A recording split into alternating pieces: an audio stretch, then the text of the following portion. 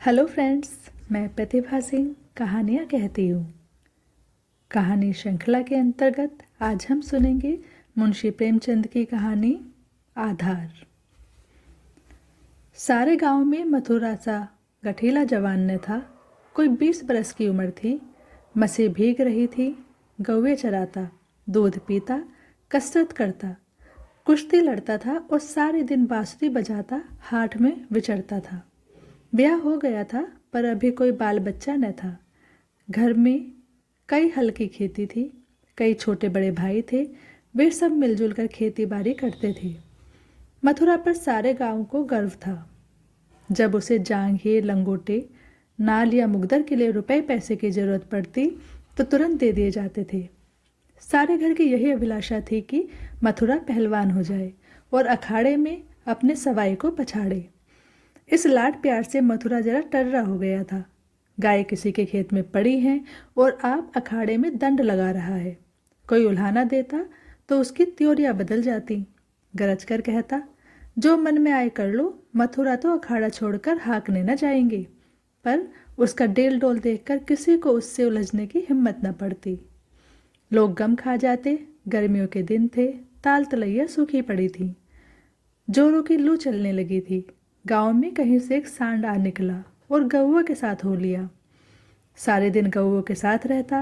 रात में बस्ती में घुस आता और खूंटों से बंधे बैलों को सींगों से मारता।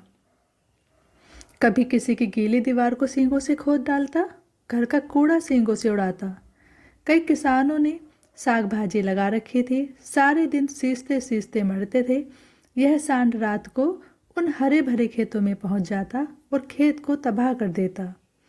लोग उसे डंडों से मारते, गांव के बाहर भगाते, लेकिन जरा देर में गायों में पहुंच जाता। किसी की अकल काम न करती थी कि इस संकट को कैसे टाला जाए। मथुरा का घर गांव के बीच में था, इसलिए उसके खेतों को सांड से कोई हानि न पहुंचती थी। गांव में उपद्रव मचा हुआ था और मथुरा को जरा भी चिंता न थी। आखिर जब धैर्य का अंतिम बंधन टूट गया तो एक दिन लोगों ने जाकर मथुरा को घेरा और बोले, भाई कहो तो गांव में रहें, कहीं कहो तो निकल जाएं। जब खेती ही न बचेगी तो रहकर क्या करेंगे। तुम्हारी गायों के पीछे हमारा सत्यानाश हुआ जाता है और तुम अपने रंग में मस्त हो। अगर भगवान ने तुम्हें बल दिया है तो इससे दूसरों की रक्षा करनी चाहिए। यह नहीं कि सबको पीस कर पी जाओ।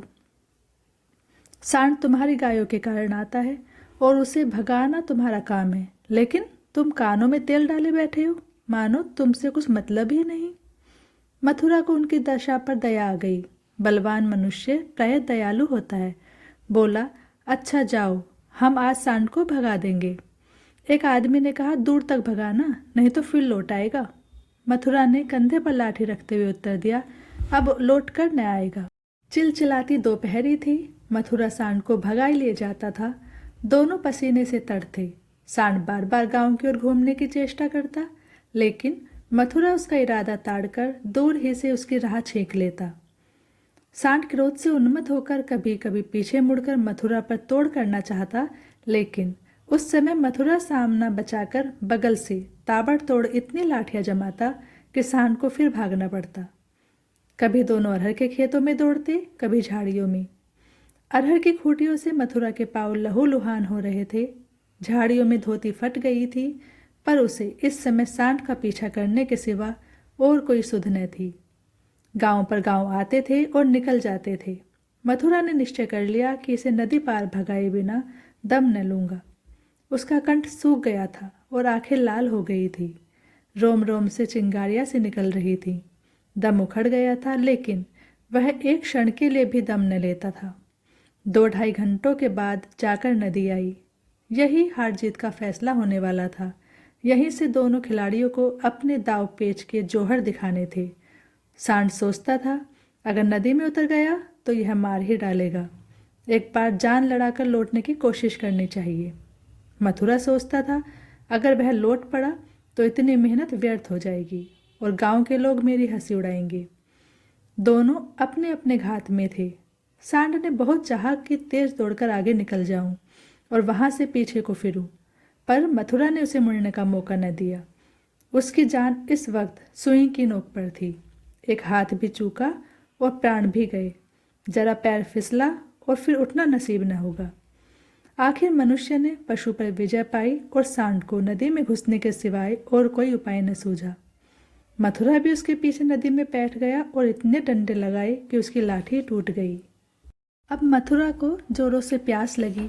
उसने नदी में मुंह लगा दिया और इस तरह होक होक कर पीने लगा मानो सारी नदी पी जाएगा।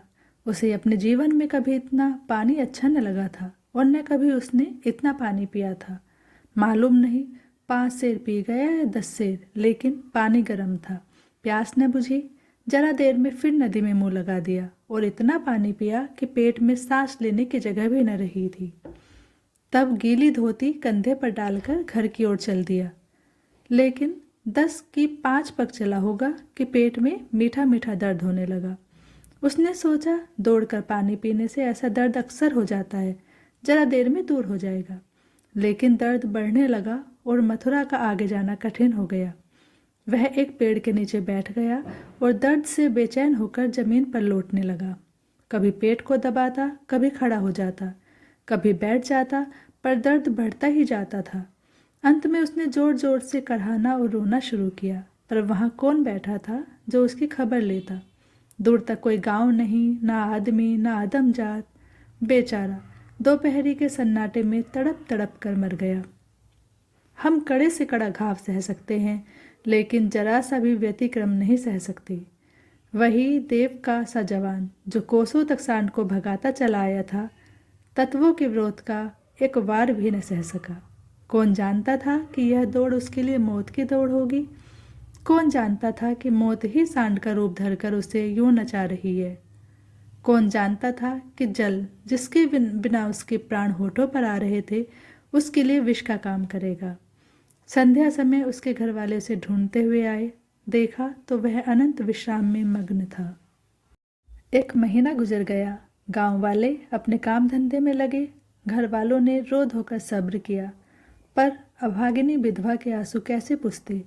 वह हरदम रोती रहती। आंखें चाहे बंद भी हो जाती, पर हृदय नित्य रोता रहता था। इस घर में अब कैसे निर्वाह होगा? किस आधार पर जीऊंगी? अपने लिए जीना या तो महात्माओं को आता है या लंपटों को ही। अनुपा को यह कला क्या मालूम। उसके लिए तो जीवन का एक आधार चाहिए था, जिसे वह अपना सर्वस्व समझे, जिसके लिए वह जिए, जिस पर वह घमंड करे।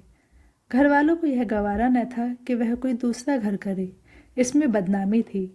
इसके सिवाय ऐसी सुशील, घर के कामों में कुशल, लेन देन के मामलों में इतनी चतुर और रंग रूप की ऐसी सराहनीय स्त्री का किसी दूसरे के घर पड़ जाना ही उन्हें असह्य था। उधर अनुपा के मैके वाले एक जगह बातचीत पक्की कर रहे थे। जब सब बातें तय हो गई तो एक दिन अनुपा का भाई उसे विदा कराने आ पहुंचा। अब तो घर में खलबली मची। इधर कहा गया हम विदा न करेंगे। भाई ने कहा हम बिना विदा कराए मानेंगे नहीं। गांव के आदमी जमा हो गए। पंचायत होने लगी। यह निश्चय हुआ कि अनुपा पर छोड़ दिया जाए। जी चाहे रहे। यहाँ वालों को विश्वास था कि अनुपा इतनी जल्द दूसरा घर करने को राजी न होगी। 2-4 बार ऐसा कह भी चुकी थी। लेकिन उस वक्त जो पूछा गया तो वह जाने को तैयार थी। आखिर उसकी विदाई का सामान होने लगा। डोली आ गई। गांव भर की स्त्रियां उसे देखने आईं।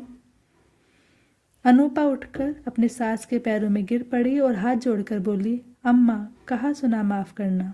जी में तो था कि इसी घर में पड़ी रहूं, पर भगवान को मंजूर नहीं है। यह कहते कहते उसकी जबान बंद हो गई। सास करुणा से विह्वल उठी, बोली, बेटी जहाँ जाओ वहाँ सुखी रहो। हमारे भाग्य ही फूट गए, नहीं तो क्यों तुम्हें इस घर से जाना पड़ता। भगवान का दिया और सब कुछ है, पर उन्होंने जो नहीं दिया उसमें अपना क्या बस आज तुम्हारा देवर सयाना होता तो बिगड़ी बात बन जाती। तुम्हारे मन में बैठे तो इसी को अपना समझो। पालो पोसो, बड़ा हो जाएगा तो सगाई कर दूंगी। यह कहकर उसने अपने सबसे छोटे लड़के वासुदेव से पूछा, क्यों रे, भौजाई से शादी करेगा? वासुदेव की उम्र 5 साल से अधिक न थी। अब की उसका ब्याह होने वाला था। बातचीत हो चुकी थी। ये उस समय की बात है जब बाल विवाह होता था।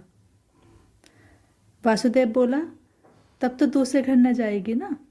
माँ, नहीं, जब तेरे साथ ब्याह हो जाएगी तो क्यों जाएगी। वासुदेव, तब मैं करूँगा। माँ, अच्छा, उससे पूछ, तुझसे ब्याह करेगी। वासुदेव अनूप की गोद में जा बैठा और शर्माता हुआ बोला, हमसे ब्याह करोगी। यह कहकर वह हंसने लगा, लेकिन अनूपा की आंखें डबडबा आईं। वासुदेव को छाती से लगाते हुए बोली, अम्मा, दिल से कहती हो। सास, भगवान जानते हैं। अनूपा, आज यह मेरे हो गए। सास, हाँ, सारा गांव देख रहा है। अनूपा, तो भैया से कहला भेजो, घर जाएं, मैं उनके साथ न जाऊंगी। अनूपा को जीवन के लिए आधार की जरूरत थी, वह आधार मिल गया। सेवा मनुष्य की स्वाभाविक वृत्ति है, सेवा ही उसके जीवन का आधार है। अनूपा ने वासुदेव को लालन पोषण शुरू किया। उपटन और तेल लगाती, दूध रोटी मलमल के खिलाती, आप तालाब नहाने जाती तो उसे भी नहलाती, खेत में जाती तो उसे भी साथ ले जाती। थोड़े ही दिनों में उससे हिल मिल गया कि एक क्षण में भी उसे न छोड़ता। माँ को भूल गया। कुछ खाने को जी चाहता तो अनूपा से मांगता, खेल में मार खाता तो रोता हुआ अनूपा के पास आता। अनूपा ही उसे सुलाती, अनूपा ही जगाती। बीमार हो तो अनूपा ही गोद में लेकर बदलू वैद्य के घर जाती और दवाई पिलाती। गांव के स्त्री पुरुष उसकी यह प्रेम तपस्या देखते और दांतों तले उंगली दबाते। पहले बिरले ही किसी को उस पर विश्वास था। लोग समझते थे साल 2 साल में इसका जी उब जाएगा और किसी तरफ का रास्ता लेगी, इस दूध मुहे बालक के नाम कब तक बैठी रहेगी। लेकिन यह सारी आशंकाएं निर्मूल निकली। अनूपा को किसी ने अपने व्रत से विचलित होते न देखा। जिस हृदय में सेवा का स्रोत बह रहा हो, स्वाधीन सेवा का, उसमें वासनाओं के लिए कहाँ स्थान। वासना का वार निर्मम, आशाहीन, आधारहीन प्राणियों पर होता है। चोर की अंधेरे में ही चलती है, उजाले में नहीं। वासुदेव को भी कसरत का शौक था। उसकी शक्ल सूरत मथुरा से मिलती जुलती थी। डिल डोल भी वैसा ही था। उसने फिर अखाड़ा जगाया और उसकी बांसुरी की तानें फिर खेतों में गूंजने लगी। इस भांति 13 बरस गुजर गए। वासुदेव और अनूपा में सगाई की तैयारी होने लगी। लेकिन अब अनूपा वह अनूपा न थी जिसने 14 वर्ष पहले वासुदेव को पति भाव से देखा था। अब उस भाव का स्थान मातृ भाव ने ले लिया था। इधर कुछ दिनों से वह एक गहरे सोच में डूबी रहती थी। सगाई के दिन ज्यों निकट आते थे उसका दिल बैठा जाता था। अपने जीवन में इतने बड़े परिवर्तन की कल्पना से ही उसका कलेजा दहक उठता था। जिसे बालक की भांति पाला पोसा, उसे पति बनाते हुए लज्जा से उसका मुख लाल हो जाता था। द्वार पर नगाड़ा बज रहा था। बिरादरी के लोग जमा थे। घर में गाना हो रहा था। आज सगाई की तिथि थी। सहसा अनूपा ने जाकर सास से कहा, अम्मा, मैं तो लाज के मारे मरी जा रही हूँ। सास ने भौचक्की होकर पूछा, क्यों बेटी, क्या है। अनूपा, मैं सगाई न करूँगी। सास, कैसी बात करती हो बेटी, सारी तैयारी हो गई, लोग सुनेंगे तो क्या कहेंगे। अनूपा, जो चाहे कहें, जिनके नाम पर 14 बरस बैठी रही उसी के नाम पर अब भी बैठी रहूंगी। मैंने समझा था मर्द के बिना औरत से रहा न जाता होगा। मेरी तो भगवान ने इज्जत आबरू निभा दी। जब नई उम्र के दिन कट गए तो अब कौन चिंता है। वासुदेव की सगाई कोई लड़की खोज कर दो। जैसे अब तक उसे पाला उसी तरह उसके बाल बच्चों को पालूंगी।